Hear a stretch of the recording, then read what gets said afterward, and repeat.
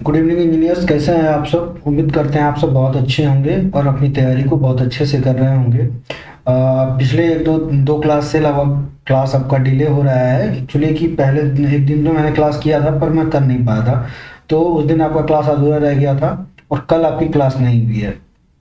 तो ये जो छूट गया है, ये मैं वीडियो आपको एक्स्ट्रा डलवा दूंगा, आप उसके लिए परेशान नहीं हो। और रही बात ये कि अब आगे देखना है तो मैं 390 तक मैंने करवा दिया था, उसके आगे मैं अभी प्रोसीड कर रहा हूँ। और बाकी आप जो क्वेश्चन कर रहे हो आप अपना क्वेश्चन को एकदम प्रैक्टिस करते रहो। और एक चीज़ और, जब तक ये कोई भी टॉपिक चलता रहे उस तब तक मैं डेली जब भी वीडियो देखने जाओ तो एटलीस्ट एक बार अपने नोट्स या फिर शॉर्ट नोट्स जो भी होगा, मोस्टली आप प्रेफर करिए अपना नोट्स को। जितने बार नोट्स देखोगे आपको उतना बार नया पॉइंट मिलेगा। तो एटलीस्ट एक बार अपना पूरा नोट्स उस टॉपिक के, अगर पूरा नहीं 20 ओम का देख पा रहे हो तो एटलीस्ट जो टॉपिक चल रहा है उसका पूरा एक बार रिवीजन कर लोगे आप, तो वो करने में आपको, उसके बाद जब क्वेश्चन आप करने जाओगे तो आपको देखोगे कि आप ऑटोमेटिकली बहुत अच्छा होगा। ऐसा आप करके 2-4 दिन देखिए, आपको फर्क लग जाएगा, फिर आप करते जाओगे। तो आज से आपका क्लास जो है डिसकंटिन्यू नहीं होगा। और प्रोसीड करते हैं हम लोग आज 390 के बाद से। 390 के बाद से देखते हैं एक दो दिन में, मतलब मैं शेड्यूल करके वो एक्स्ट्रा क्लास जो भी होता है वो भी मैं डलवा दूंगा, तो आपको परेशान नहीं होना। फिलहाल मैं कंटिन्यू करता हूँ, ठीक है। The point of contraflexure occur in, point of contraflexure कहाँ होगा? पॉइंट ऑफ कॉन्ट्राफ्लेक्चर होता है इनडिटर्मिनेट बीम में, सॉरी, पॉइंट ऑफ कॉन्ट्राफ्लेक्चर होता है इनडिटर्मिनेट बीम में, इनडिटर्मिनेट बीम में, ठीक है। और अगर आपका डिटर्मिनेट बीम होगा तो उसमें पॉइंट ऑफ कॉन्ट्राफ्लेक्चर नहीं होगा। अब इनडिटर्मिनेट क्या होता है? इनडिटर्मिनेट होता है जब डिग्री ऑफ स्टैटिक इनर्सी अगर आप निकालते हो और वो अगर आपको 0 से ज़्यादा आ जाए, ठीक है, तो उसको बोलते हैं इनडिटर्मिनेट बीम, इनडिटर्मिनेट बीम। और ds अगर आपका लेस देन इक्वल टू 0 आ जाए तो इसको बोलते हैं डिटर्मिनेट बीम, डिटर्मिनेट बीम, इसको बोलते हैं डिटर्मिनेट बीम। और अगर आपका ds आपका ग्रेटर देन इक्वल टू 0 आ जाए, या ds greater than equal to 0 आ जाए तो इसको बोलते हैं स्टेबल बीम। और ds अगर आपका लेस देन इक्वल टू 0 आ जाए तो इसको बोलते हैं अनस्टेबल बीम, अनस्टेबल बीम बोलते हैं, ठीक है। ये आपको आगे बहुत सारे क्वेश्चन में आपको जरूरत पड़ेगा, आप इसको नोट कर लीजिएगा। फिलहाल अपना इसी से काम हो जाएगा। बाकी और इसका भी बहुत सारा था, इंटरनल एक्सटर्नल और ये सब जो भी निकालते हैं ना, तो ये हम लोग स्ट्रक्चर में देखेंगे, लेकिन अभी हम फिलहाल इससे मेरा काम चल जाएगा, ठीक है। तो अब अगर हम बीम की बात करते हैं तो आपको पता है कि अगर हम बीम ड्रॉ करते हैं और डिटर्मिनेट और इंटरमिनेट फाइंड कर लेते हैं, अगर ये कैंटिलीवर बीम की बात कर रहा है तो इसका ds निकालोगे तो क्या निकालोगे? ds 3 माइनस आर, मतलब रिएक्शन 3 मैं डायरेक्ट लिख रहा हूं तो 0, 3 माइनस 3 ये हो गया क्या? 0। तो ये कौन सा आ गया आपका? डिटर्मिनेट बीम आ गया, डिटर्मिनेट बीम आ गया। उसके बाद अगला आइए simply supported beam.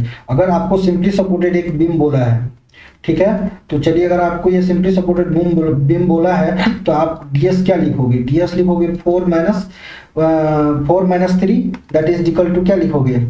ds equal to 1, ये सॉरी, अगर इसमें लोड भी दिखाना पड़ेगा ना, लोड दिखा रहे हैं। और इसमें चलिए हम मैं भी इसमें भी एक लोड दिखा रहे हैं, ठीक है। तो हॉरिजॉन्टल ये क्या होता है? ये रोलर होता है। हॉरिजॉन्टल क्या होगा? हॉरिजॉन्टल तो 0 हो गया, तो यानी कि इसमें ऐसा कर लीजिए, टोटल लोड माइनस रिएक्शन कर लीजिए, टोटल माइनस 2 1 3, 2 1 3 और 3 में से और डिग्री ऑफ स्टैटिक इक्विलिब्रियम आपका कितना होता है? 3। तो ये कितना हो गया? 2 1 3 में से 3 गया तो 0। ये आपका क्या हो गया? ये भी आपका हो गया डिटर्मिनेट बीम, डिटर्मिनेट बीम हो गया। उसके बाद आइए आप फिक्स्ड सपोर्ट पे, फिक्स्ड बीम पे आइए। फिक्स्ड बीम पे देखेंगे तो ds क्या लिखोगे आप? 3 3 6, 6 माइनस 3 गया तो कितना बच गया? 3। तो ds क्या हो गया? Greater than 0, ds greater then 0 है तो ये क्या है? इनडिटर्मिनेट बीम है, इनडिटर्मिनेट बीम है, ठीक है। अब आइए ओवरहैंग बीम पे। ओवरहैंग बीम पे ये आपका एक ओवरहैंग बीम है, ठीक है। तो अब आपका ds निकालोगे इसमें तो क्या निकालोगे? 3 2 5, 5 माइनस 3 इक्वल टू 2। तो ये ग्रेटर देन 0 है तो ये भी क्या हो गया? इनडिटर्मिनेट बीम हो गया। तो आपका इसका आंसर कौन कौन सा पॉसिबल हो गया? The point of contraflexure occurs in indeterminate beam होता है, तो ओवरहैंग बीम और फिक्स्ड बीम, ये दोनों आप वैसे भी जानते होंगे कि ये दोनों क्या होता है? ये दोनों होता है आपको कि इंडिटरमिनेट बीम होता है, ठीक है। तो चलिए अब अगला क्वेश्चन पे आते हैं। अगले क्वेश्चन पे देखते हैं 391 पे। The continuous beam shown in the following figure, then the support moment at 3, moment at 1 2 3, इस पे पूछा है आपसे। तो इस पे बोला है कि मोमेंट का वैल्यू कितना होगा। तो इस पे आपको पता है कि ये क्या है, ये है हिंज सपोर्ट, हिंज सपोर्ट है, ठीक है। तो हिंज पे क्या होता है, summation of moment about hinge को क्या लिखते हैं, जीरो लिखते हैं। तो मोमेंट हिंज पे क्या हो जाएगा आपका, जीरो हो जाएगा। तो इसका आंसर आपका ई हो जाएगा। चलिए 391 हो गया। 392 पे 392 पे आते हैं। 392 पे 392 पे आते हैं। 392 में कह रहा है क्या कि where maximum bending moment occur in the beam if shear force at that location। तो maximum bending moment बोला है, shear force के रिलेशन में बोला dm by dx क्या लिखते हैं हम, dm by dx को क्या लिखते हैं, shear force लिखते हैं, shear force लिखते हैं। और यहाँ बोल रहा है फॉर मैक्सिमम बेंडिंग मोमेंट। तो फॉर मैक्सिमम बेंडिंग मोमेंट अगर कोई इक्वेशन आपको दिया रहेगा फॉर मैक्सिमम बेंडिंग मोमेंट, और मैक्सिमम बेंडिंग मोमेंट हम क्या लिखेंगे, dm by dx equal to zero. किसी भी इक्वेशन को, मोमेंट वाले इक्वेशन को जीरो करेंगे तो उससे क्या निकलेगा हमको, उसका मैक्सिमम बेंडिंग मोमेंट के लिए तो यही करते हैं। तो इसको दोनों को कंपेयर करेंगे तो क्या लिखेंगे, तो shear force equal to zero आ गया, ठीक है ना। dm by dx equal to shear force और dm by dx equal to zero, दोनों को कंपेयर किया तो जीरो। यानी कि उस लोकेशन पे मैक्सिमम बेंडिंग मोमेंट के लिए उस लोकेशन पे शियर फोर्स की वैल्यू कितनी होनी चाहिए, जीरो होनी चाहिए। तो इस पे क्या आ जाएगा, 392 का आ जाएगा आपका ए। 392 393 पे आइए। 393 for the conjugate beam method, for the conjugate beam method to applicable which of the following rules are not followed। कौन सा रूल फॉलोड नहीं होगा। देखिए कंजुगेट बीम के लिए सबसे पहली बात क्या करते हैं कि जो लेंथ होगा रियल बीम का, length of real beam equal to length of conjugate beam. Conjugate beam का जितना लेंथ होगा उतना ही रियल बीम का भी लेंथ होगा, ठीक है। तो और दूसरा कौन सा होगा कि जो लोड होगा कंजुगेट बीम पे, लोड ऑन कंजुगेट बीम पे जो होगा वो एम और ई आई डायग्राम के लोडिंग में जो लोडिंग होगा रियल बीम के उसके बराबर का होगा। इसका जो लोड होगा, जो इस पे लोड लगेगा कंजुगेट बीम पे जो लोड लगेगा वो रियल बीम के एम और ई आई डायग्राम के पे जो लोड लग रहा होगा वही वाला लोड लग जाएगा इस पे, ठीक है। तो और दूसरा पॉइंट क्या आता है कि जो शियर फोर्स होगा जो कंजुगेट बीम के लिए, ठीक है, shear force of any conjugate beam का जो भी होगा उसका अगर रियल बीम के देखेंगे तो रियल बीम में उसका क्या होगा, स्लोप के बराबर होगा। रियल बीम में slope of real beam shear force दे देता है कंजुगेट बीम का। और बेंडिंग मोमेंट के लिए बोलेंगे तो bending moment of conjugate beam का, बेंडिंग मोमेंट जहाँ पे कंजुगेट बीम का जो बेंडिंग मोमेंट होगा वो आपको क्या देगा, वो आपको दे देगा क्या, deflection at the real beam पे, डिफ्लेक्शन एट रियल बीम का, ठीक है। ये पॉइंट हो गया। उसके बाद क्या होगा, इंटरनल रोलर जो होगा वो इंटरनल पिन में कन्वर्ट हो जाएगा। रोलर क्या होगा, इंटरनल पिन में या फिर हिंज में बोलते हैं, ठीक है। और सिंपली सपोर्टेड क्या होगा, सिंपली सपोर्टेड जो होगा वो सिंपली सपोर्ट में ही रहेगा। रियल बीम में अगर सिंपली सपोर्टेड है तो कंजुगेट बीम में सिंपली सपोर्टेड ही रहेगा। अगर रियल बीम में फिक्स्ड बीम है, रियल में अगर फिक्स्ड बीम है तो यहाँ पे क्या होगा, यहाँ पे फिक्स्ड वाला फ्री हो जाएगा, फ्री वाला फ्री ये हो जाएगा पॉइंट ऑफ जीरो। और जहाँ पे क्या होगा, पिन क्या होगा, पिन में ही रहेगा। और रोलर क्या रहेगा, रोलर में ही रहेगा। इंटरनल पिन क्या होगा, इंटरनल हिंज में कन्वर्ट हो जाएगा, ठीक है। तो ये सारे कंसेप्ट होगा। तो चलिए अब आगे बात करते हैं इसमें क्या बोल रहा है कि सबको हटाइए, और ये सारा कंसेप्ट तो आपको बता ही दिया। चलिए आगे बढ़ते हैं। आगे बोल रहा है आपको कि कौन सा रूल फॉलो नहीं करेगा। तो the original beam must B statically determinate beam होगा तभी आप उसको निकालने वाले हो। इनडिटरमिनेट बीम के लिए कंजुगेट बीम अवेलेबल नहीं होता है। क्यों नहीं होता है, क्योंकि वो जो स्टेबल नहीं होता है, ठीक है, तो वो आपको दे नहीं पाता है, मतलब वो आपको रूल फॉलो नहीं करता है। तो इंडिटरमिनेट बीम के लिए नहीं निकालते हैं, ठीक है। Conjugate beam of the original beam must be same as that length, अभी बताया था, सही है। The conjugate beam must be in static equilibrium, ये भी सही है, ये भी सही है। और the other loading should be applied to the conjugate beam other than the elastic weight, ये भी फॉलो करेगा। और ये the maximum indeterminacy can be up to 5 degree, ये जो है इंडिटरमिनेट बीम के लिए नहीं लगाते हैं, तो ये ऑप्शन आपका गलत हो गया। तो इसका आंसर आपका कौन सा हो गया, कह रहा है कौन सा रूल फॉलो नहीं कर रहा है। तो कौन सा रूल फॉलो नहीं कर रहा है, लास्ट वाला रूल आपका फॉलो नहीं कर रहा है, ठीक है। तो चलिए 393 का होगा, 394 पे आते हैं। The beam is loaded as shown in figure, the magnitude of bending moment at A पे पूछा है, बेंडिंग मोमेंट एट ए पे पूछा है, इस लोकेशन पे आपको बेंडिंग मोमेंट पूछा है, ठीक है। इस लोकेशन पे आपको बेंडिंग मोमेंट लिखना होगा, तो आप कैसे लिखोगे, चलिए इसको हम दो पार्ट में कन्वर्ट कर दे रहे हैं, ठीक है। एक तो ये है पहला बीम और ये है, ये कितना लग रहा है, ये लग रहा है 5 किलो न्यूटन पर मीटर का, प्लस 5 घटा लिया है, तो ये क्या है आपका फिक्स्ड बीम है। और ये क्या बच गया, यहाँ पे कितना बच गया, 10 किलो न्यूटन पर मीटर का, 10 किलो न्यूटन पर मीटर का लोड बच गया, और ये हो गया। अब इन दोनों का मोमेंट अगर ए पे हम निकाल के दोनों को ऐड कर दें तो हमको मोमेंट एट ए पे मिल जाएगा, ठीक है। तो चलिए इसको कैसे करेंगे, इसका मोमेंट एट ए पे निकालना है, मोमेंट एट ए पे निकालना है, तो मोमेंट एट ए पे निकालेंगे इस बीम के लिए, तो क्या निकालेंगे, और ये लेंथ दे रखा है 12 मीटर का, ये दे रखा है 12 मीटर का, ये भी रहेगा 12 मीटर का, ये भी रहेगा 12 मीटर का। चलिए इसका गुणा करिए, कितना हो जाएगा, मोमेंट इसका हो जाएगा 5 इंटू 12 इंटू 6, 5 इंटू 12 इंटू 6, ये हो जाएगा फिक्स्ड बीम वाला का। इसको थोड़ा नजदीक लिखते हैं, दूसरा वाला भी लिखेंगे ना, 5 इंटू 12 इंटू 6, ये हो गया पहले बीम का।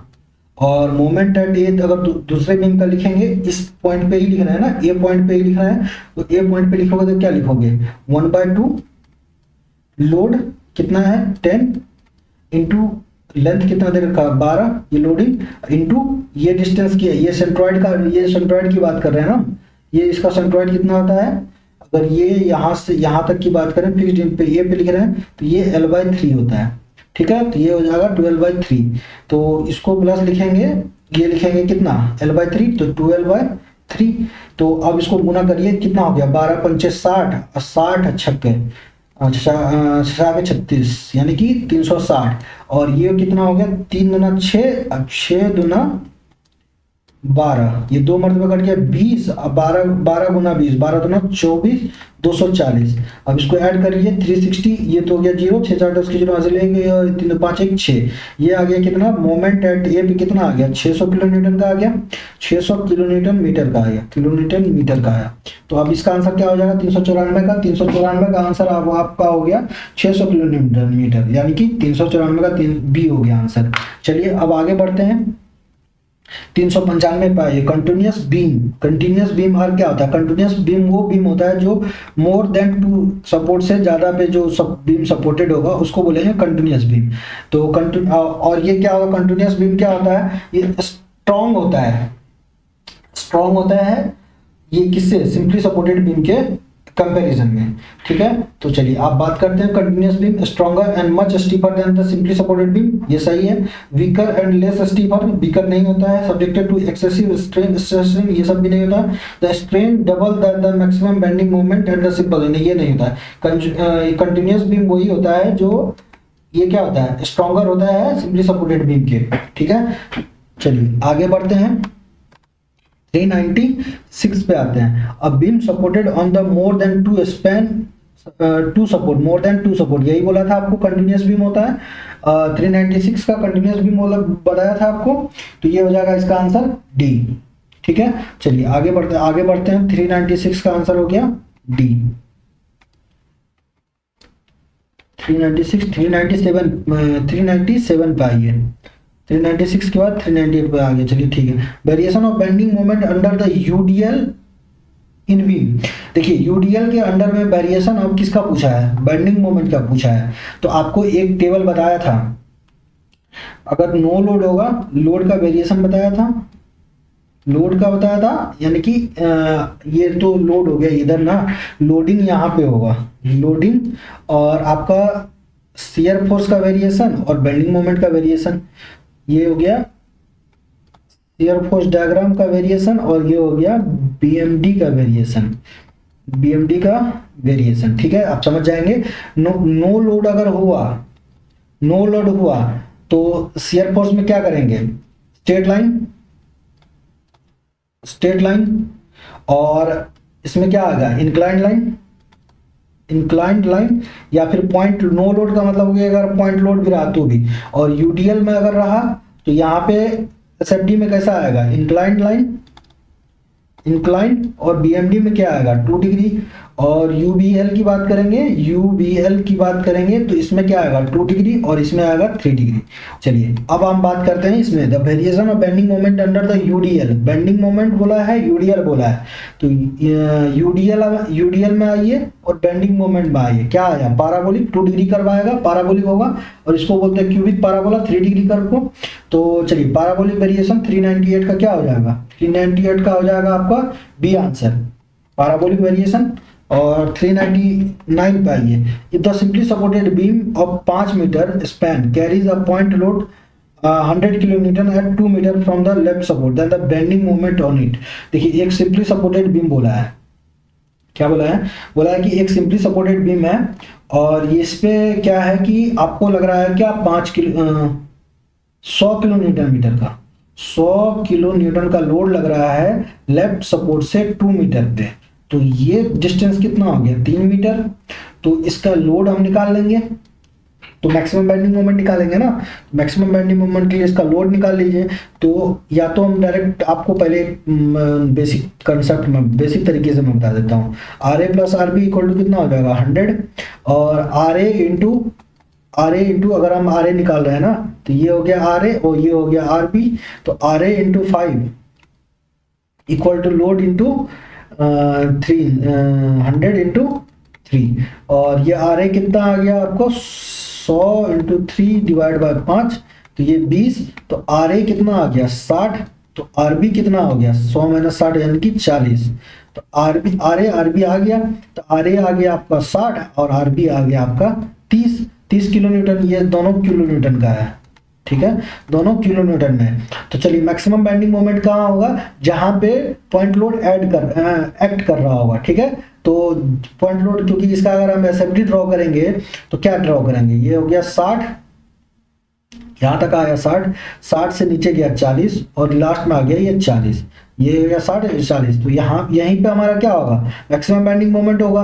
तो मैक्सिमम बेंडिंग मोमेंट ड्रॉ करेंगे 2 मीटर पे, इधर से अगर हम ड्रॉ करते हैं तो 60 इंटू 2, तो ये कितना हो गया 120, और इधर से कितना आ गया 60 इंटू 20, और इधर से भी उतना ही आएगा, लास्ट में 0, तो मैक्सिमम 120 आ गया। चलिए ये आ गया मैक्सिमम 120 किलो न्यूटन का लोड आ गया। ठीक है, तो मैक्सिमम बेंडिंग मोमेंट यहाँ पे लिख देता हूँ मैं, मैक्सिमम बेंडिंग मोमेंट कितना हो गया, बेंडिंग मोमेंट हो जाएगा 60 इंटू 2 और 40 इंटू 3, एक ही बात है, इधर से लीजिए इधर से लीजिए। अब यहाँ पे मैं आपको एक कंसेप्ट बता देता हूँ, आर ए और आर बी डायरेक्ट निकालने के लिए। तो अगर आपको आर ए निकालना होगा तो लोड आर ए निकालना होगा ना, तो आर ए से सब साथ वाला डिस्टेंस नहीं, अपोजिट वाला डिस्टेंस लीजिए, तो लोड इंटू 3 मीटर और टोटल डिस्टेंस का टोटल लेंथ कितना है 5 मीटर, तो 100 इंटू 3 डिवाइड बाय 5 कर लीजिए, तो ये भी आ जाएगा 20 या 60। और आर बी निकालोगे तो बी से सपोर्टेड नहीं, ए से सपोर्टेड वाला लोड निकालोगे तो क्या निकालोगे 100 इंटू 2 डिवाइड बाय 5, तो 20 पंचे 100, 20 दूना 40, ये हो गया 40, ये हो गया 40, ये हो गया 100। अब ये अगर आपको ये मैक्सिमम बेंडिंग मोमेंट निकालना होगा, मैक्सिमम बेंडिंग निकालेंगे तो क्या लोड इंटू ए इंटू बी, यानी कि दोनों का डिस्टेंस का बराबर और प्लस डिस्टेंस, ये दोनों डिस्टेंस का सम, तो इस पे निकाल लीजिए कितना हो गया, लोड है 100, 2 गुना 3 डिवाइड बाय दोनों का सम करिए कितना आ जाएगा 5, गुना करिए 5 से 20, 20 दूना 40 दिया 120, यानी कि ये मैक्सिमम बेंडिंग 120 किलो न्यूटन आ गया। बेंडिंग मोमेंट मैक्सिमम यहाँ से भी देख सकते हैं, यहाँ से भी देख सकते हैं। इस क्वेश्चन का आपको 2 कंसेप्ट मैंने बता दिया है, 399 का हो गया, 400 का है। Under the beam loading condition under a beam loading condition the bending moment is constant over the certain span length then the shear force would be। अब ये पूछा है अंडर द बीम, इसमें आपको बोला है क्या, under the beam loading condition के लिए बोला है, under the beam loading condition if the bending moment is constant dm by dx equal to constant बोला है, bending moment dm by dx equal to constant बोला है, the certain length then the shear force would be. देखिए dm by dx equal to dm by dx हम कैसे जानते हैं, dm by dx equal to shear force, और बोल रहा है कि बेंडिंग मोमेंट कांस्टेंट है तो d of constant by dx equal to shear force, और जानते हैं कांस्टेंट का जो डिफरेंशिएशन होता है वो कितना होता है, जीरो होता है, तो शियर फोर्स आपका कितना आ गया, जीरो आ गया, तो इसका आंसर क्या हो जाएगा, शियर फोर्स आपका आंसर क्या हो गया, जीरो हो गया, तो इसका आंसर क्या हो जाएगा, डी हो जाएगा। चलिए आगे बढ़ते हैं, आगे में 401 में two span continuous beam A B C with the end A is fixed and the C is hinge having the AB equal to 4 meter BC equal to 6 meter. देखिए ये एक बीम दे रखा है, ये बोल रखा है, और एक ये बोल रखा है, ठीक है, ये बोल रखा है, या फिर ऐसे कर लीजिए, ठीक है, ये बोल रखा है, बोल रहा है कि two span continuous beam of fixed at A is fixed, यानी कि ए फिक्स्ड है, इसको बी मान लीजिए, इसको सी मान लीजिए, और सी इज हिंज, ये सी क्या है, ये हिंज है, तो C is hinge 10 kilometre and the moment at the C पे मोमेंट क्या बोला, सीधा हिंज पे मोमेंट क्या होता है, moment at bending moment eight hinge पे क्या होता है, जीरो होता है, हिंज पे जीरो होता है, सीधा कुछ करने की जरूरत नहीं, सीधा आंसर डी होगा। चलिए आप 402 पे आते हैं, the shear stress diagram of simplicity beam of L in the figure then the maximum bending moment पूछा है, मैक्सिमम बेंडिंग मोमेंट के लिए क्या लिखते हैं, dm by dx equal to क्या लिखते हैं, शियर फोर्स, ठीक है, maximum bending moment shear force लिखते हैं, और यहाँ पे आपको दे रखा है तो यहाँ से लोडिंग डायग्राम आप फाउंड कर सकते हैं, dv by dx क्या लिखते हैं, लोड इंटेंसिटी लिखते हैं। अगर शियर फोर्स डायग्राम दे रखा है, ये शियर फोर्स दे रखा है, तो लोड को अगर शियर फोर्स कितना है W, तो W को अगर L के रेस्पेक्ट में करेंगे तो इसका क्या आ जाएगा, लोडिंग आ जाएगा,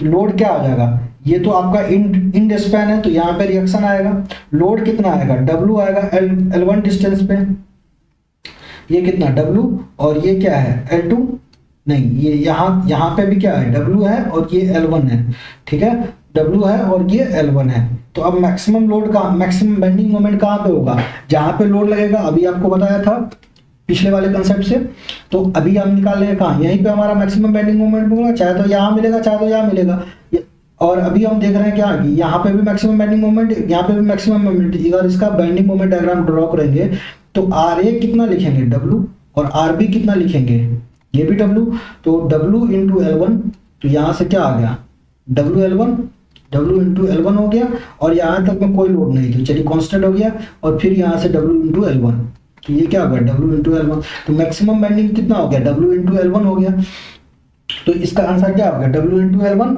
इसका आंसर हो जाएगा आपका C। चलिए 402 403 पे आते हैं, 403 पे आते हैं, the prismatic beam shown in the figure given below the structure is unstable, unstable क्या होगा, ds निकालिए, ds निकाल के देखिए, ds निकालिए, ये क्या है आपका, ये है, तो 3 1 4 माइनस 3 तो इक्विलिब्रियम, और एक ये हिंज वाला दे देगा, तो ये कितना हो जाएगा 4 माइनस 4, यानी कि ds कितना हो गया, ds आ गया आपका 0, तो ds क्या हो गया, स्ट्रक्चर इज अनस्टेबल, ये क्या हो जाएगा, स्ट्रक्चर क्या है, देन द स्ट्रक्चर इज क्या हो जाएगा, अनस्टेबल, ds कितना हो गया 0, ds इक्वल टू 0, तो अभी आपको बताया था ds अगर आपका 0 आ रहा हो, देखिए 2 और 1 3, ये सॉरी 2 1 3 ना, 4 कैसे लिख दिया हमने, 2 1 3, एक रिएक्शन इसका, 2 रिएक्शन इसका, तो टोटल कितना रिएक्शन हो गया, 3 ही रिएक्शन हो गया ना, ये तो मैं कहूँ 3 रिएक्शन, और ds 3 माइनस 4, तो ds अब कितना हो जाएगा, -1 हो जाएगा, ds -1 हो जाएगा, ds हो गया -1, ds माइनस वन हो गया तो ds लेस देन जीरो। तो ds लेस देन जीरो तो इसको क्या बोलते हैं, अगर ds लेस देन जीरो होगा तो ये बीम क्या होगा, अनस्टेबल होगा। ds अभी आपको बताया था ds less than zero unstable होता है, ये अनस्टेबल होगा। चलिए ठीक है, the bending moment is zero eight the support and internal hinge. Internal hinge पे तो बेंडिंग मोमेंट जीरो होगा और सपोर्ट पे भी हिंज ही है तो यहाँ पे भी जीरो होगा, तो इस हिसाब से ये भी सही है। और द मैकेनिज्म देखिए, एक हिंज, दो हिंज और एक ये तीसरा हिंज, तीन हिंज कंटिन्यूएशन में है, तो इसको ये एक मैकेनिज्म बना देता है। इसको बोलते हैं the beam is statically indeterminate. Beam is statically indeterminate. तो ds निकाले हुए हैं, ds लेस देन क्या हो गया, ds लेस देन जीरो आ रहा है, तो ds क्या है, ds लेस देन जीरो है, तो ये क्या है, बीम डिटरमिनेट है अपना। क्योंकि कंसेप्ट आपको बताया था ds less than equal to zero, तो ये क्या होता है, डिटरमिनेट होता है। तो यहाँ ds लेस देन जीरो है तो ये क्या हो जाएगा, डिटरमिनेट हो जाएगा। ये कह रहा है इंडिटरमिनेट है, तो ये आंसर आपका गलत हो जाएगा। तो आंसर सही कौन सा होगा, 1 2 और 3 सही होगा। तो इसका आंसर क्या हो गया आपका, इसका आंसर हो गया आपका ए। ठीक है, चलिए 403 का ही the propped cantilever beam of span L subjected to uniformly distributed load W kilonewton throughout the span. What is the distance of point of contraflexion from the fixed end? Fixed in से point of contraflexure पूछा है। अब propped cantilever में, ये propped cantilever beam बना लीजिए, ये propped cantilever beam है, ठीक है, सब्जेक्टेड टू यूडीएल, यूडीएल दे रखा है। तो span then the distance of point of contraflexure from the fixed in से पॉइंट ऑफ कॉन्ट्राफ्लेक्चर पूछा है। तो पहले तो आर ए आर बी निकाल लीजिए, पहले तो ये निकाल लीजिए कि ये कितना आ रहा है। ये रिएक्शन तो आपको पता होना चाहिए ना, ये रिएक्शन भी पता होना चाहिए और ये रिएक्शन भी आपको पता होना चाहिए। अपना रिएक्शन एक से भी निकालेंगे ना इसमें तो भी अब काम चल जाएगा। हम इधर से निकाल के इधर से कर लेंगे। चलिए ठीक है, तो आर ए निकालने के लिए क्या लिखेंगे, आर ए आर बी रख लीजिए, इसको आर ए इसको रखें आर बी, तो इसको आर बी कर लीजिए, आर बी एल क्यूब और 3 ई और यूडीएल की वजह से क्या लिखते हैं, डब्ल्यू एल 4 ओवर 8 ई आई और ई आई आपका कट गया और एल क्यू से एल 4 कट गया तो डब्ल्यू एल बच गया। तो आर बी इक्वल टू कितना आ गया, आर बी आ गया आपको डब्ल्यू एल और 3 ऊपर गया और नीचे 8 बच गया, 3 डब्ल्यू एल बाई 8, ये आ गया 3 डब्ल्यू एल बाई 8। ठीक है, तो अब हम मान लेते हैं कि किसी डिस्टेंस फ्रॉम यहाँ से, दूसरा निकालने की जरूरत नहीं है, और निकालना हो तो लोड को कैलकुलेट कर लीजिए। लोड कितना आया था, डब्ल्यू किलो न्यूटन पर मीटर का लोड दे रखा है, तो डब्ल्यू इंटू एल और इसको फिर डब्ल्यू टोटल लोड कर लेना, W into L R A plus R B W into L, ये करेंगे और इसको इसमें से घटाएंगे तो ये आपको आर ए मिल जाएगा, इधर से भी आर ए मिल जाएगा उधर से भी। चलिए फिलहाल हम फटाफट इसको निकालते हैं।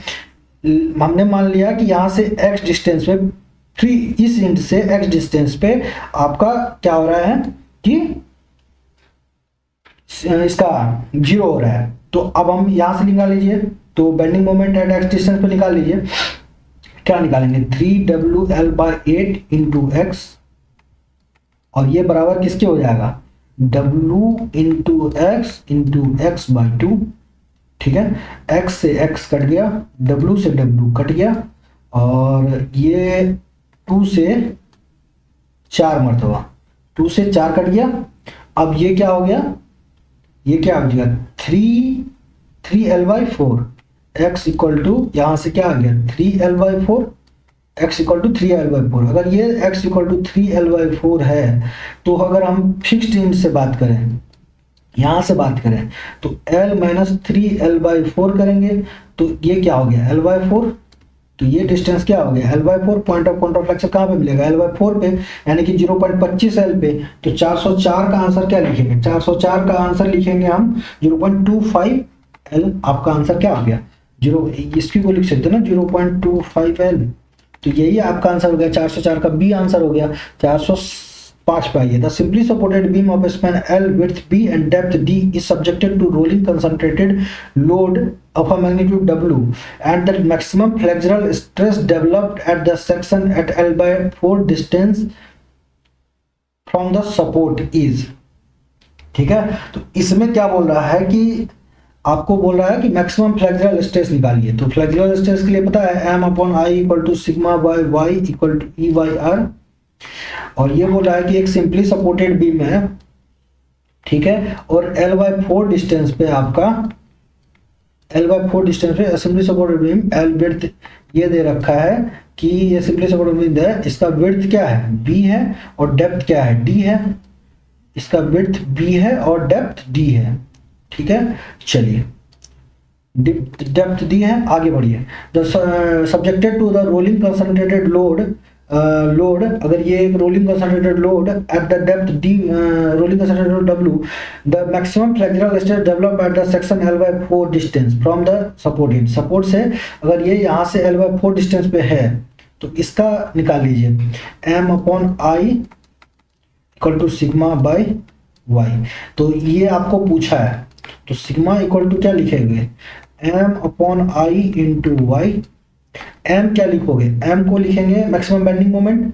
तो मैक्सिमम बेंडिंग मोमेंट क्या है, w का लोड लग रहा है w इंटू L/4, m हो गया w इंटू L/4, ठीक है। और ये हो जाएगा कितना w into L/4, maximum bending moment है ना, ये मैक्सिमम बेंडिंग मोमेंट है। तो W इंटू L/4 नहीं, मैक्सिमम मोमेंट होगा इस डिस्टेंस पे कितना मोमेंट होगा। तो RA निकालना पड़ेगा हमको, उसके लिए RA निकालेंगे। पहले इसको हटाइए, पहले RA RB को फाइंड करते हैं। RA RB, चलिए RA plus RB equal to कितना लिखेंगे हम W, और RA into L, RA into L equal to लिखेंगे कितना W इंटू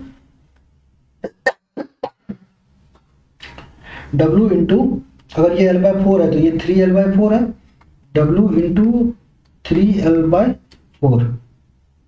तो L से तो L गया तो 3W/4 हो गया। RA इक्वल टू क्या लिखेंगे 3W/4, और RB कितना हो जाएगा, RB हो गया कितना ये हो जाएगा RB हो जाएगा W minus 3W/4, W minus 3W/4 यानी कि 4 यानी कि W/4, ये आ गया RB, ठीक है। अब आप कह रहा है कि मैक्सिमम M का वैल्यू मैक्सिमम रखिएगा, मोमेंट रखिएगा 3W इंटू 3W/4, ये आ गया कितना 3W/4 इंटू L/4।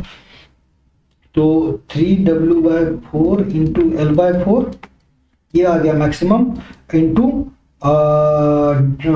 इसको लिखेंगे क्या, इसको लिखोगे आप यहीं पे लिखोगे m upon I into Y equal to that is sigma bending stress. तो सिग्मा इक्वल टू हम लिख रहे हैं इतना इंटू वाई इक्वल टू क्या लिखोगे d/2, और यहाँ पे लिखोगे क्या BdQ/12, और ये dq और ये कट गया तो यहाँ कट क्या कर दिया BD²/6 बच गया, ठीक है। अब आगे बढ़िए, इसको सॉल्व करते हैं। क्या हो गया 3WL/16 इंटू ये हो गया कितना BD²/6, ठीक है। तो अब इसको सॉल्व कर लेते हैं हम लोग।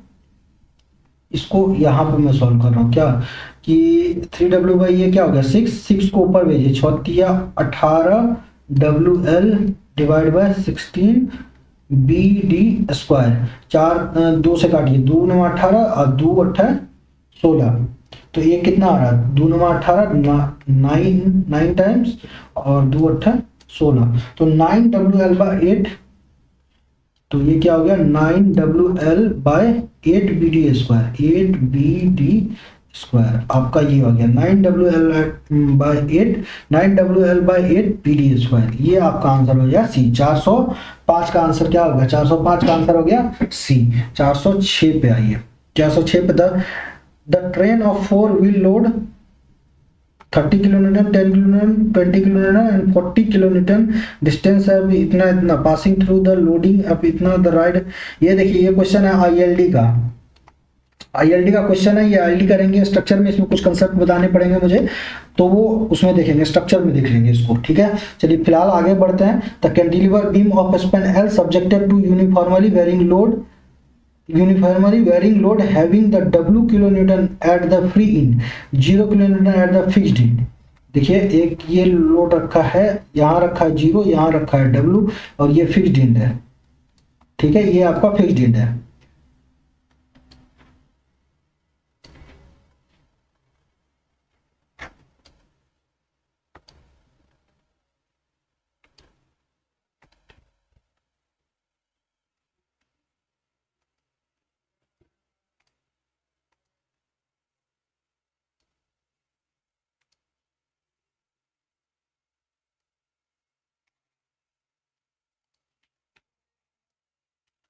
इसको करिए।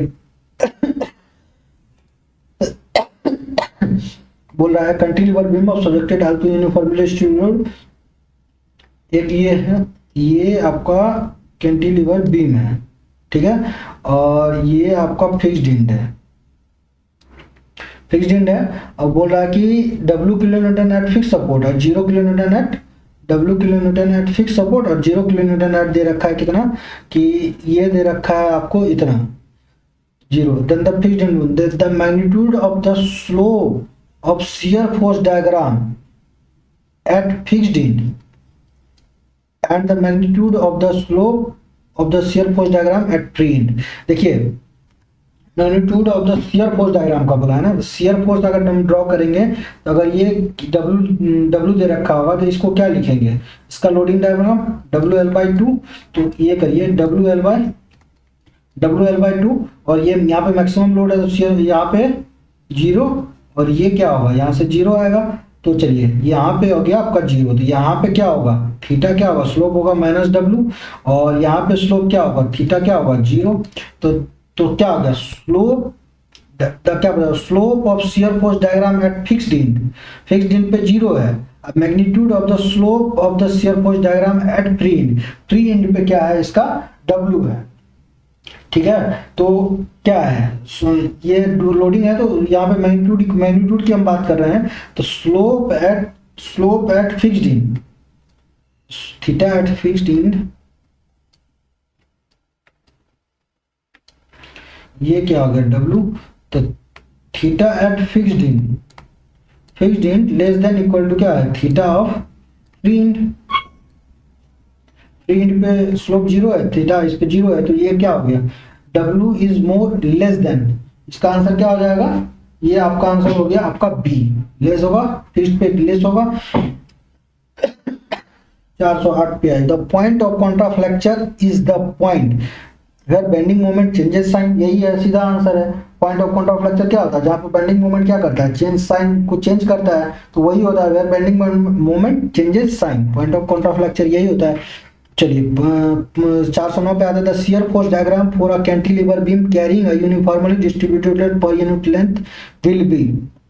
शियर फोर्स डायग्राम पूछा है, अ कैंटिलीवर बीम है, cantilever beam carrying a uniformly distributed load, UDL है, uniformly distributed load per unit length a per unit metre दे रखा है। ठीक है, तो शियर फोर्स डायग्राम इसका क्या बनाएंगे, ए इंटू W इंटू एल लिखते हैं ना, तो हम लोग A इंटू एल लिखेंगे, A इंटू एल लिखेंगे, A इंटू पर यूनिट लेंथ विल बी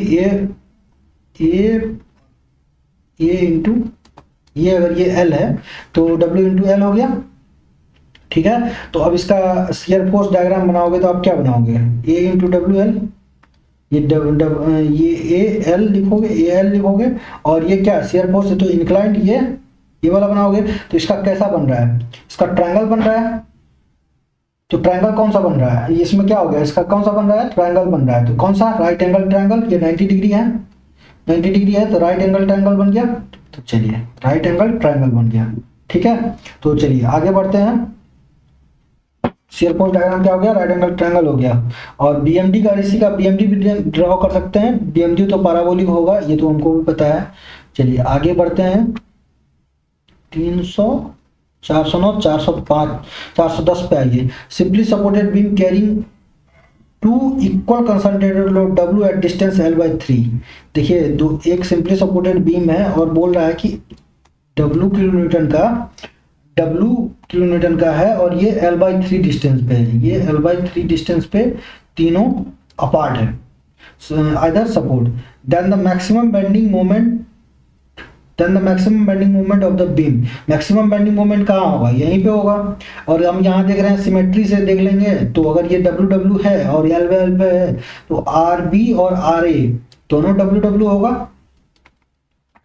होगा, सिंपली सिमेट्री से देख रहे हैं। और मैक्सिमम बेंडिंग मोमेंट कहाँ पे होगा, एक तो यहाँ पे होगा और एक यहाँ पे होगा। तो मैक्सिमम बेंडिंग मोमेंट अगर हम इसका ड्रॉ करेंगे तो क्या लिखेंगे, W into L by three, और ये फिर कांस्टेंट रहेगा, W into L by three से ये क्या हो जाएगा, जीरो हो जाएगा। तो ये डिस्टेंस क्या होगा, डब्ल्यू एल बाई थ्री हो जाएगा, ये भी क्या होगा, डब्ल्यू एल बाई थ्री होगा। तो अब आइए इसका आंसर मिलाएंगे 410, 410 का क्या लिखेंगे, डब्ल्यू एल बाई थ्री लिखेंगे, डब्ल्यू एल बाई थ्री, 410 का बी हो गया। 411 पे आइए, the when will be the bending moment of a section of a beam is maximum, bending moment को मैक्सिमम कब होगा, ये कह रहा है कि बेंडिंग मोमेंट मैक्सिमम कब होगा, जब dm by D X equal to zero होगा, यानी कि, और हम जानते हैं कि dm बाई डी एक्स क्या होता है, शियर फोर्स होता है। तो बेंडिंग मोमेंट मैक्सिमम कब होगा, जब शियर फोर्स क्या होगा, दोनों को कंपेयर करेंगे तो जब शियर फोर्स क्या होगा, जीरो होगा। तो when the shear force along the section of the beam is zero, यही आपका आंसर है। क्यों कि बेंडिंग मोमेंट मैक्सिमम के लिए हम क्या करेंगे, dm बाई डी एक्स को जीरो करेंगे, और dm बाई डी एक्स होता है शियर फोर्स। तो इन दोनों को अगर हम कंपेयर करें तो शियर फोर्स क्या हो गया, जीरो हो गया। तो बेंडिंग मोमेंट क्या होगा, शियर फोर्स क्या होगा उस पॉइंट पे, ये होगा आपका जीरो। ठीक है, तो आपका आंसर हो गया ए। 411 का आंसर क्या हो गया, 411 का आंसर हो गया ए। 412 पे आते हैं, 412 पे आते हैं। 412 में कह रहा है, if the shear force diagram of a beam is an ascending और descending straight line, then the loading moment diagram, the loading moment diagram आपको पूछ रहा है, तो लोडिंग मोमेंट कैसा होगा, कैसा लोड होगा। तो अभी आपको मैंने एक कंसेप्ट बताया था, वो कंसेप्ट दिखाने का टाइम आ गया है, अभी मैं आपको दोबारा नहीं बताऊंगा। ये देखो आपको ये कितना काम का चीज मैंने बताया था आपको, ये बताया था आपको। ठीक है, अब इसमें क्वेश्चन को पढ़िए। क्वेश्चन क्या था कि शियर इंक्लाइंड स्ट्रेट लाइन है ना, तो बोल रहा है कि शियर फोर्स डायग्राम कौन, लोडिंग डायग्राम कौन सा होगा। लोडिंग डायग्राम आप देख रहे हो यहाँ पे, लोडिंग डायग्राम आप देख रहे हो कौन सा आता है, यूडीएल होता है। इसमें क्या होता है, शियर फोर्स डायग्राम इंक्लाइंड, और बेंडिंग मोमेंट क्या होता है, पैराबोलिक। ठीक है, तो इसमें क्या, इसमें क्या बोल रहा है कि कौन सा होगा, कर्व। चलिए अपना क्वेश्चन पे आते हैं, क्वेश्चन पे आइए, क्वेश्चन पे 411 तो करा दिया ना, 412 पे आइए।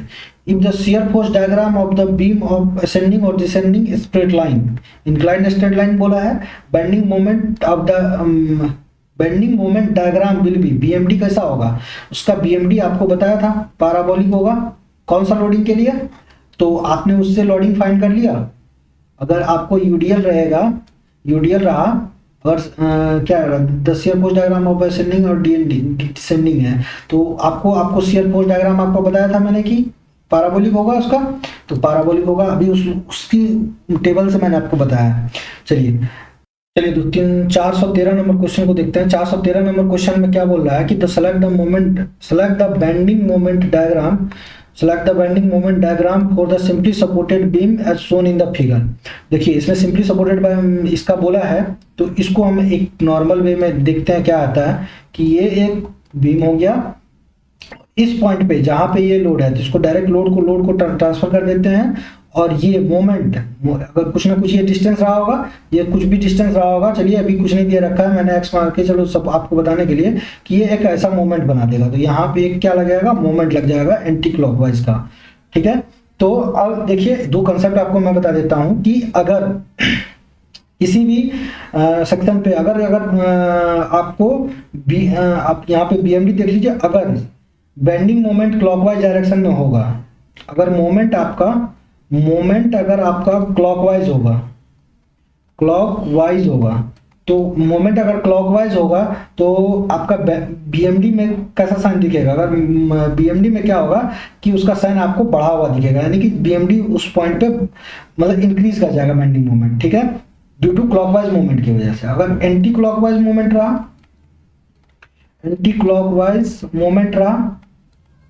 रहा तो क्या होगा, मोमेंट रहा तो बेंडिंग मोमेंट क्या करा, वहां पे आपको डिक्रीज करता हुआ दिखाई देगा, आपको वहां पे बेंडिंग मोमेंट क्या करेगा, डिक्रीज करता हुआ दिखाई देगा, ठीक है।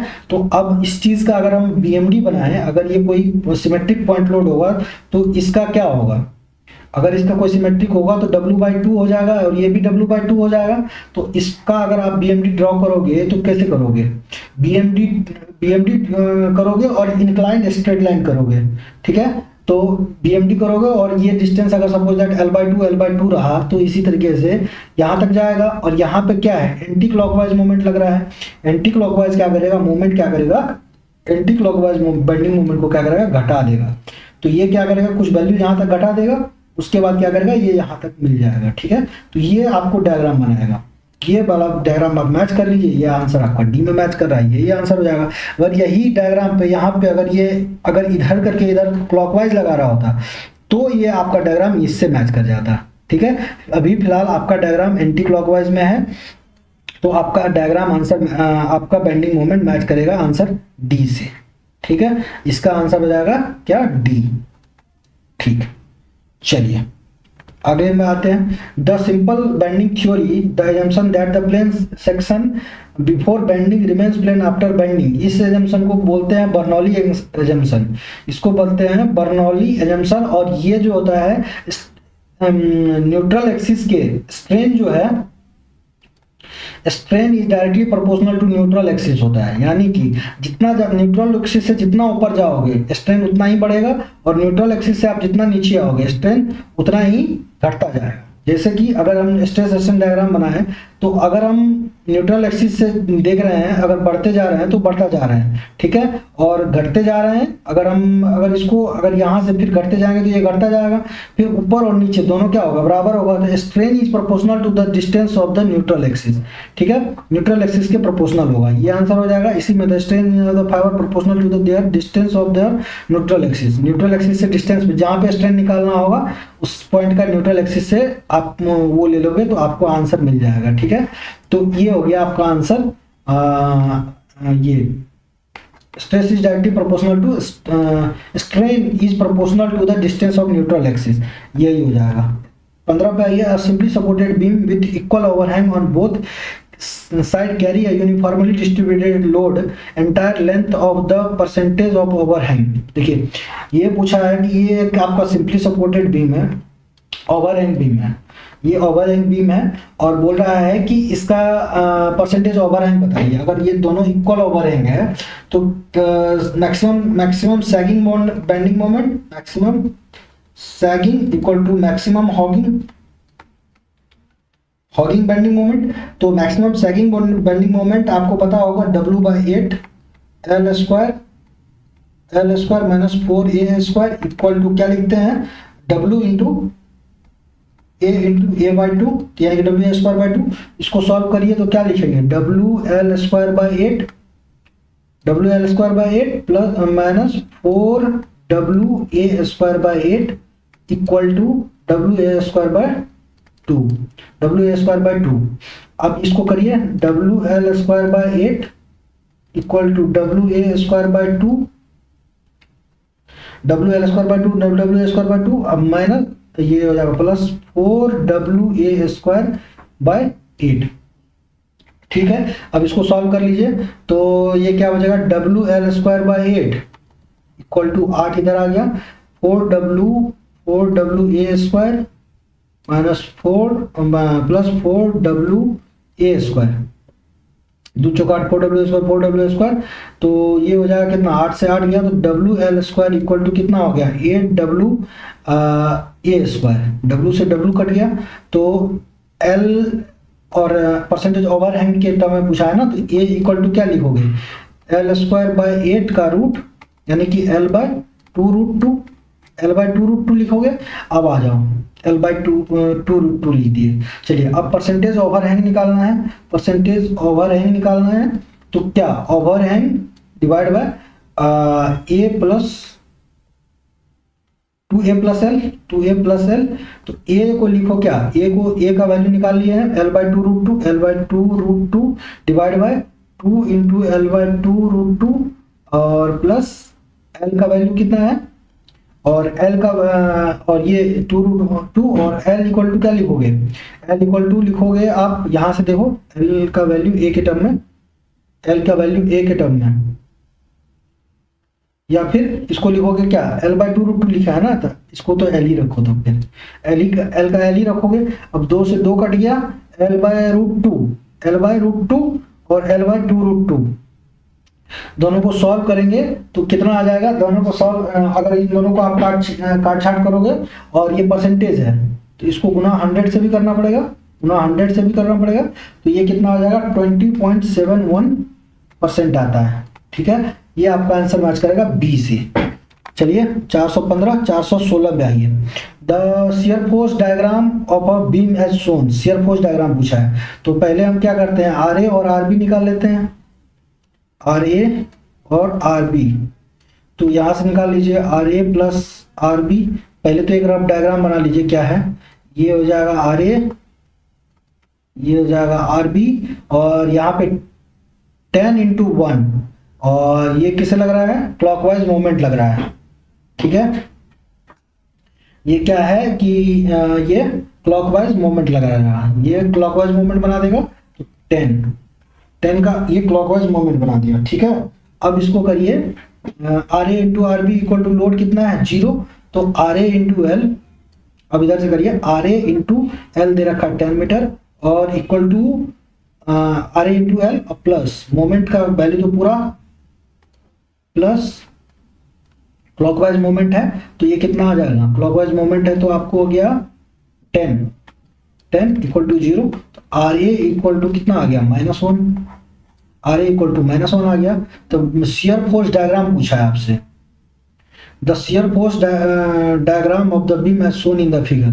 तो शियर फोर्स डायग्राम पे आइए, तो इसका शियर फोर्स डायग्राम आप कैसे बनाओगे, आर ए अगर 1 आ गया, -1 आया, आर ए अगर -1 आया तो -1 आया, चलिए, और ये जाएगा कितना, कांस्टेंट रहेगा, और आर बी आ गया आपका कितना, +1 आएगा, तो ये आएगा आपका शियर फोर्स डायग्राम। तो ये मैच कर लीजिए, ये किससे मैच कर रहा है, 416 का आंसर मैच किया किससे, ए से, 416 का मैच किया आंसर ए से, ये हो गया माइनस में, तो ये 416 का आंसर हो गया ए। 417 पे आते हैं, 417 में simply supported beam of length 3 supported 3 loads spread at a distance a at the middle of 2p and the load at distance a from the each supported p, what is the maximum shear force in the beam।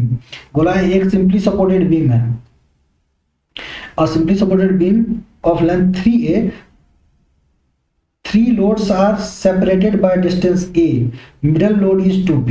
देखिए middle load को दे रखा है a और a, 3a दे रखा है ना, 1 2 3, middle load इसको 3 load दे रखा है, ठीक है, और तीनों सेपरेट कर रहा है ए से। ठीक है, तो इसको ये डिस्टेंस पे ये और ये डिस्टेंस पे ये 3 लोग, simply supported beam of 3 supported 3 load separated by distance a middle of 2p, middle load दे रखा है 2p, while the distance at a from the support p, तो ये दे रखा है P और ये दे रखा है P। अब इसका रिएक्शन निकाल लेते हैं, आर ए और आर बी। इसको अगर हम सिमिलैरिटी से देखें तो दोनों इक्वल में आ रहा है, तो ये आ जाएगा 2p और ये भी आ जाएगा कितना 2p। एक सेक्शन ड्रॉ करिए और इधर देखिए सिमेट्रिक है तो लोड p आधा आधा बढ़ जाएगा, 2p हो गया। अब इसका एसएफटी ड्रॉ कर लेना है, क्या बोल रहा है, what is really the maximum shear force बोल रहा है, तो मैक्सिमम शियर फोर्स में तो कितना आ जाएगा, ये 2p से ये कांस्टेंट रहा, ये आया p तक, चलिए ये हो गया p के बाद फिर ये कांस्टेंट आया और ये आ गया 2p तक, तो ये है p और ये भी है p, ये 2p आ गया, और फिर ये यहाँ से कांस्टेंट रहा और 2p वाले जगह है ना, यहाँ तक कांस्टेंट रहा और ये आएगा p। उसके बाद आ जाएगा कितना, इसके बाद आ जाएगा ये लोड डाउनवर्ड है, सॉरी ये आपका डाउनवर्ड है ना यहाँ पे, तो इस सेक्शन पे फिर आपको बढ़ जाएगा p से, p डाउनवर्ड है तो ये इस सेक्शन में p नीचे चला गया और लास्ट में आर भी आ गया कितना, ये आ गया 2p, ये आ गया p। तो बोल रहा है कि मैक्सिमम शियर फोर्स कितना है 2p और 2p, maximum shear force 2p आया, 417 का आंसर क्या हो गया? 417 का आंसर ये 418 पे आइए, 418 पे आ गया। 418 पे बोल रहा है the shear force diagram of the simply supported beam of small in the figure then the maximum bending moment of the beam. इसका लोडिंग डायग्राम आप ड्रॉ कर सकते हैं। अब कितनी बार बता दिया है, ये आपका लोड यहाँ आएगा और एक लोड कहाँ आएगा, W है ना, तो एक लोड यहाँ आएगा। मैक्सिमम लोड पूछ रहा है आपसे, क्या पूछ रहा है? मैक्सिमम आपका ये आपसे लोड पूछ रहा है, ठीक है। तो इसका BMD बताइए, BMD बताएंगे तो क्या बताएंगे? W, ये कितना हो जाएगा? W और ये भी W, तो ये हो जाएगा W into L, W into A, ये WA यहाँ से यहाँ तक कांस्टेंट, फिर ये हो जाएगा कितना? WA। तो मैक्सिमम कितना आ रहा है? WA आ रहा है, तो इसका कितना आ रहा है? WA हो जाएगा कांस्टेंट WA। चलिए 418 419 पे आइए। The bending moment diagram of a cantilever which free end is subjected to a point load. Cantilever diagram which subjected to a point load then the shape will be, load कितना आ गया? P, तो एक ये कितना आ गया? P, और यहाँ से यहाँ तक क्या आ जाएगा? बेंडिंग मोमेंट, नहीं सॉरी, तो बेंडिंग मोमेंट डायग्राम आपसे पूछा है, सॉरी, ये आपने क्या बना दिया? ये आपने गलत बना दिया है, ये आपने, ये नहीं होगा। हाँ, इसका लोड कितना आया? पॉइंट लोड है कैंटिलीवर पॉइंट लोड, ये आ गया P। इसका आप SFD बनाइए, इसका SFD क्या बनाओगे? P तो लगेगा ही, और यहाँ से यहाँ तक लोड कांस्टेंट है, लास्ट में क्या है? P है, तो ये जाके मिल जाएगा, P हो गया। उसके बाद आप BMD बनाओगे तो P इंटू एल किधर से करोगे? इधर से करोगे, तो P इंटू एल तो निगेटिव बेंडिंग मोमेंट, तो निगेटिव आएगा PL, तो ये PL, और ये क्या होगा? ये स्ट्रेट लाइन होगा। यहाँ पे क्या होगा? स्लोप 0 होगा, ये स्ट्रेट लाइन होगा, स्ट्रेट लाइन होगा, तो ये कैसा बनाएगा? ट्रायंगल बना देगा। 419 का आंसर क्या हो जाएगा? 419 का हो जाएगा A। 420 पे आइए। The maximum loading moment M causes by the concentrated W at the mid span of the simply supported beam। simply supported beam दे रखा है, maximum bending moment M caused by a concentrated load W at the mid span, तो ये L/2 और तो ये क्या हो जाएगा? W/2, और ये रिएक्शन हो जाएगा W/2। RA, ये है RB, रिएक्शन निकालिए दोनों। अब बोल रहा है कि मैक्सिमम बेंडिंग मोमेंट बताइए, तो WL, और इस पॉइंट का BMD आप बताओगे तो कैसे बताओगे? WL/4, ये कितना आएगा? WL/4, और ये फिर यहाँ से यहाँ तक क्या करेगा? मैच कर जाएगा, तो WL/4, तो मैक्सिमम बेंडिंग मोमेंट कितना आ जाएगा? ये मैक्सिमम बेंडिंग मोमेंट आ गया आपका WL/4, ठीक है। तो ये इसको लिख दीजिए WL/4, maximum bending moment maximum WL/4 match कर गया आंसर 420 का। 420 का आंसर हो गया C। 421 पे आइए, 421 पे आइए। The prismatic beam fixed at the both end carries a uniformly distributed load. एक ये प्रिज्मेटिक बीम है, दोनों फिक्स्ड है, uniformly ratio of the bending moment at the support to the bending moment at the mid span. Fixed beam है और both carries a UDL है, तो इसका BMD आपको मैंने बताया था, इसका BMD आपको ये बताया था आपको मैंने, ठीक है। ये होता है WL²/2L, क्योंकि इसका फिक्स्ड बीम होता था WL²/2L, और इसका भी फिक्स्ड बीम कितना होता है? WL fixed in movement WL²/2L। तो ये कितना होता है? और ये होता है WL²/2L, ये होता है WL²/24। तो अब बोल रहा है कि the maximum support to the bending moment at mid, support पे कितना है? WL²/2L, और मिड स्पैन पे कितना है? 24/WL²। WL² हो गया, 12 से 2 कट गया, तो ये क्या आ गया? 2। आपका आंसर मैच कर गया 421 का D। 422 पे आइए। 422 पे the variation of the bending moment of the segment of the beam where the load is uniformly distributed. किसी भी सेगमेंट पे अगर यूनिफॉर्मली डिस्ट्रीब्यूटेड लोड होगा तो आपको बताया था कि वेरिएशन ऑफ द क्या पूछा है? Variation of bending moment. Bending moment UDL के केस में क्या होता है? पाराबोलिक होता है। 422 का आंसर क्या हो जाएगा? 422 का आंसर हो जाएगा आपका पाराबोलिक, C हो जाएगा आंसर, ठीक है। 422 423 पे आइए। 423 पे under the uniformly distributed load the shear stress क्या होगा? शियर स्ट्रेस क्या करेगा? लीनियरली वैरी करेगा, पाराबोलिक लीनियरली वैरी करेगा। 423 का आंसर क्या हो जाएगा? 423 का आंसर हो जाएगा B।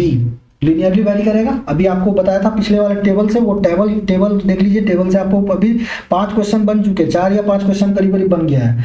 The between the point load the shear force varies.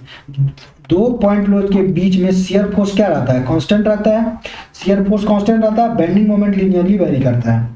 Shear force क्या करता है? कांस्टेंट रहता है और बेंडिंग मोमेंट लीनियरली वेरी करता है। तो ये हो गया, ये भी आपको मैंने पॉइंट डिस्कस किया हुआ है पीछे। 424 का हो गया। देखिए अब आपको डिस्कशन किया हुआ है तो आप फटाफट बढ़ते जाओगे। The relation between the shear force and bending moment, relation between the shear force and bending moment. तो DM by D X equal to क्या होता है? शियर फोर्स होता है। DM by D X equal to shear force होता है। तो ये इसका 425 का आंसर क्या हो जाएगा? 425 का आंसर हो जाएगा आपका ए, 425 का आंसर हो जाएगा, 425 का आंसर हो जाएगा B. DM by D X equal to क्या लिखेंगे? यही तो लिखेंगे, DM by D X equal to shear force. ठीक है, तो इसका हो गया आंसर बी। चलिए 426 पे आइए। The reaction at the support B of the statically determinate beam is shown. Reaction at B पे पूछा है। ठीक है, तो मैं एक सामने में ये ड्रॉ करता हूं, ये आपका रिएक्शन हो जाएगा। ये है ए सपोर्ट, ये है बी सपोर्ट। यहाँ पे लोडिंग देखिए, सबसे आपको अहम चीज है लोडिंग। ये 10 किलो न्यूटन तो पूरा डायरेक्ट ट्रांसफर हो गया, और मोमेंट आपको कितना ट्रांसफर हो जाएगा? ये आ जाएगा क्लॉकवाइज में, तो ये हो जाएगा कितना? 5 किलो न्यूटन का। 5 किलो न्यूटन 10 इंटू 0.5 करोगे तो कितना हो जाएगा? 5 किलो न्यूटन मीटर का। अब आपका रिएक्शन निकालना है तो आप निकाल लो। R A plus R B equal to 10। R A into, मैं इधर से चल रहा हूँ तो 2 to 4 आर ए इंटू 4, और आपका मोमेंट लग रहा है कितना? ये क्लॉकवाइज डायरेक्शन में, क्लॉकवाइज डायरेक्शन में प्लस, और ये आपका क्या लग रहा है? माइनस। माइनस हो जाएगा 10 इंटू 2, 10 इंटू 2 20 इक्वल टू 0। तो R A into 4 equal to क्या लिखोगे? ये हो गया -15, यानी कि इस साइड आ गया हो गया 15 प्लस 15, और आर ए इक्वल टू क्या लिखोगे? 15/4, दैट 4 तिया 12, 3 4 7 28, 2 4 5 20, 3.75।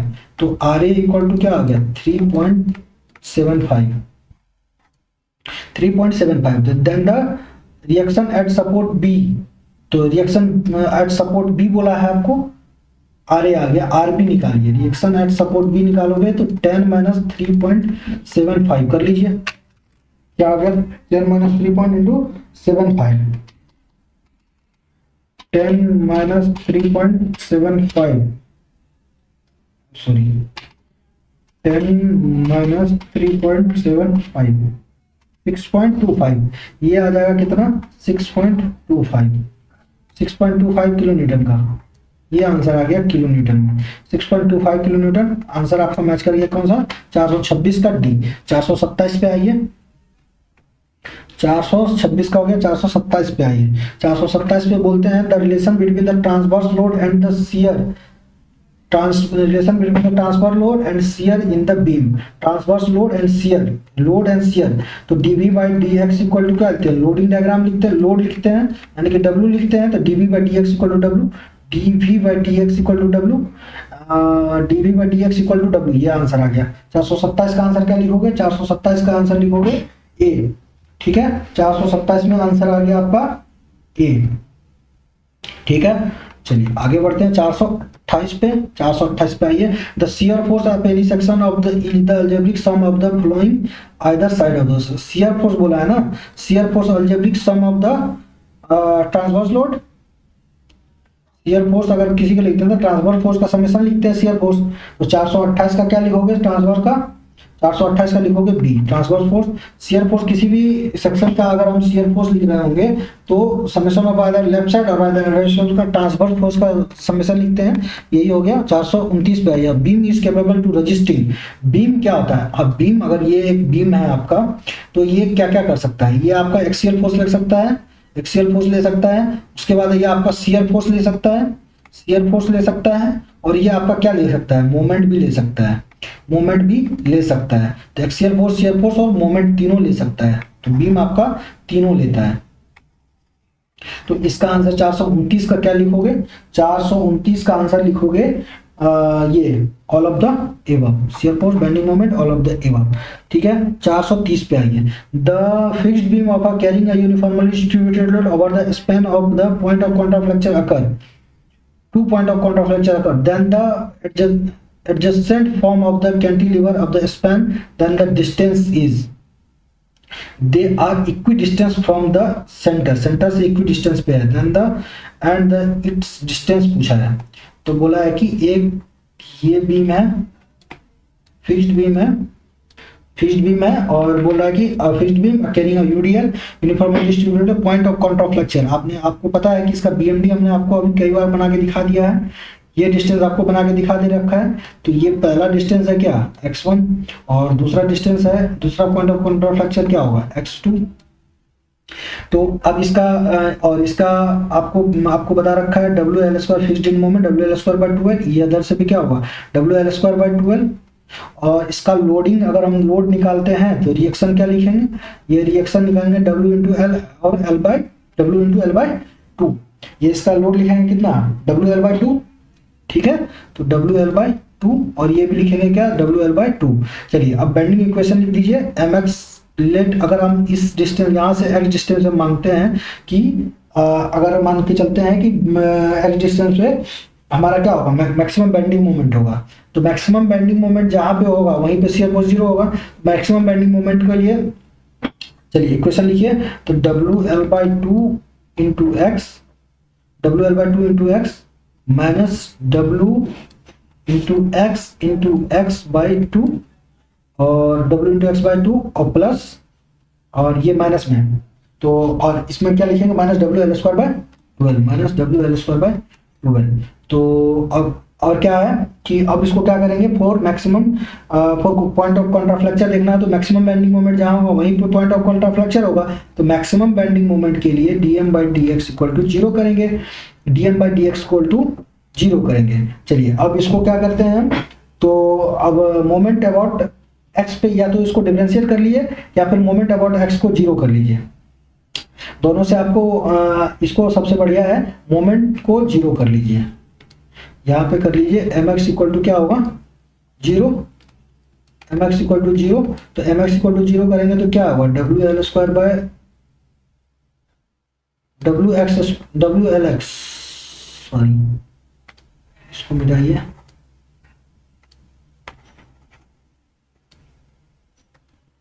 इसको लिखेंगे क्या लिखेंगे WL/2 into X minus WX²/2, WX²/2 minus WL²/2L equal to 0। ये हो गया। अब इसको करेंगे क्या, अब इसको अगर डिफरेंशिएट करें तो W सबका चला गया, तो ये W सबका चला गया, ठीक। 2 और 2 कट गया, तो ये क्या WX²/2 और ये आ गया कितना x। अब इसका डिफरेंशिएट करेंगे तो क्या लिखेंगे LX माइनस x²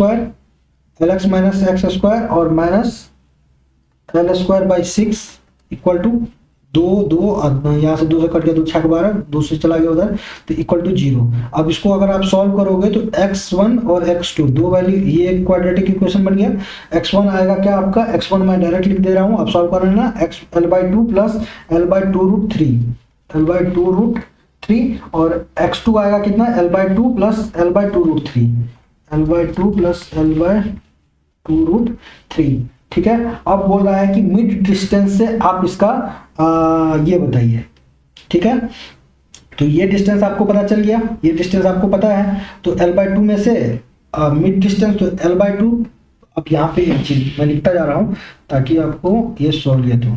अब ये डिस्टेंस यहाँ से आपको निकालना है, तो आप क्या लिखोगे, आप लिखोगे L/2 मिड डिस्टेंस में से कितना घटाओगे L/2 माइनस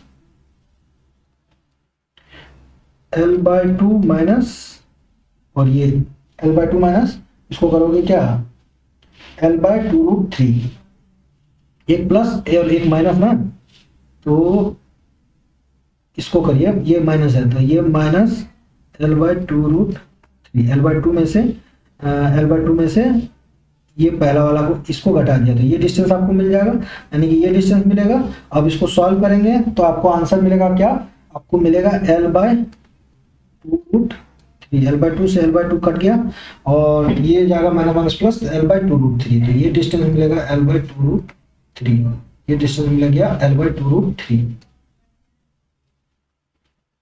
ठीक है। ये डिस्टेंस मिल गया आपको L/2√3, ये डिस्टेंस मिल गया L/2√3। तो आपका आंसर क्या हो गया, L/2√3। आपका आंसर मैच कर दिया कौन सा, सी, ठीक है। तो चलिए अब आपका 430 हो गया, 431 पे आते हैं। 431, चलिए ये क्वेश्चन खत्म हो गया। तो चलिए ठीक है, तो अब क्या करते हैं कि ये क्लास तो खत्म हो गया, अब देखते हैं आगे जो भी क्वेश्चन बच गया है तो वो मैं अगली क्लास में डील कर दूंगा, और जो आपके एक्स्ट्रा बच गए हैं वो भी मैं अगले कुछ दिनों में आपको वो वीडियो बना के डाल दूंगा, ताकि ये क्लास आपका कवर हो जाए टोटल, ये कहने का है। बाकी सब्जेक्ट जो भी आप रिवीजन करें उससे पहले एक बार जो भी आप मतलब क्वेश्चन ये वीडियो को देखने से पहले आप क्या करें, हर एक दिन 5-10 मिनट लगना है हार्डली, एक बार रिवीजन एक नज़र मार देंगे आपको चीज़ें रिकॉल रहेगी, बहुत अच्छे से तैयारी हो जाएगी। और बस मिलते हैं इसी तरीके से जोश और अपना वो साथ बनाए रखिए। कोई भी कोई भी डाउट हो तो आप अपने उसमें टेलीग्राम चैनल में भी डॉट डाल सकते हो या फिर कमेंट बॉक्स में भी डॉट डाल सकते हो। कोई भी क्वेश्चन में कोई भी इशू आ गया हो, क्योंकि मैं कई बार क्या होता है क्वेश्चन में अगर पहले क्वेश्चन बता रखा हूँ तो अगले में टाइम अगर बचाएंगे तभी हम लोग जल्दी फास्ट क्वेश्चन कर पाएंगे। तो इस टाइम बचाने के चक्कर से क्या करते हैं हम कि क्वेश्चन को थोड़ा फास्ट करते हैं, और आपको टेबल से भी देख लिया आपने कितने क्वेश्चन बन गए, तो इसी हिसाब से क्या करेंगे हम कुछ कुछ अपने ट्रिक बनाते जाएंगे ताकि क्वेश्चन करने में हमें क्वेश्चन करना आना चाहिए, हमें क्वेश्चन नंबर ऑफ क्वेश्चन लगाने हैं चाहे जितने लगा पाए, इसलिए। तो चलिए ठीक है, आपका और ज़्यादा टाइम लेते ना हुए आपको धन्यवाद करते हुए अब क्लास को वाइंड अप किया जाए, और मिलते हैं अगली क्लास में जोश और जुनून के साथ। जैसे ही आप पढ़ रहे थे वैसे ही आप हमारे साथ जुड़ते चले जाइए। और बाकी अब देखते हैं, बस ये SFD PMD खत्म हो गया, बाकी थियोरेटिकल है और फटाफट बनता चला जाएगा। ये थोड़ा कैलकुलेटिव है, बाकी कैलकुलेटिव क्या है, इसमें भी थ्योरी ही है। बाकी खत्म करते हैं और आगे बढ़ते हैं, ठीक है। चलिए ठीक है, बाय बाय, टाटा, thank you so much, bye.